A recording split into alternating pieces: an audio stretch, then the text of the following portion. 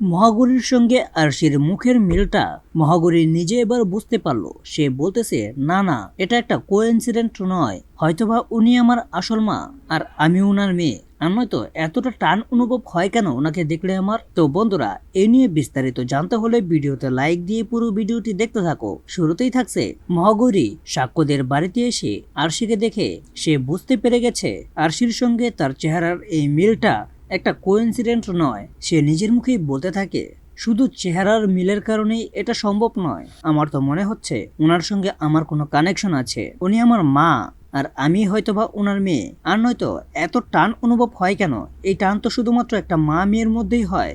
তখন সাক্ষ্যও বুঝতে পারে, বলতে থাকে, আমাকেও তোমাকে দেখে আমাদের মেয়ে মনে হয়। মহাগরী তো তাদের কথা শুনে এবং তাদের পরিবারের সবার কথা শুনে সেও আবেগে আপ্লুত হয়ে যায়। সেও কি বলবে তাদের কিছুই বুঝে উঠতে পারছে না। আর আরশিও তার মেয়েকে দেখে অনেকটা চেনা চেনা লাগছে, এমনটাই মনে হয় তার। তো বন্ধুরা, এভাবেই যদি মা মেয়েকে চিনে ফেলে এবং মেয়ে মাকে চিনে ফেলে, তাদের পরিবার যদি এক হয়ে যায়, তাহলে তোমাদের কার কার ভালো লাগবে তা এখনই কমেন্টে জানাও। আর এরকম নিত্য নতুন সিরিয়ালের আপডেট পেতে এখনই চ্যানেলটা সাবস্ক্রাইব করো।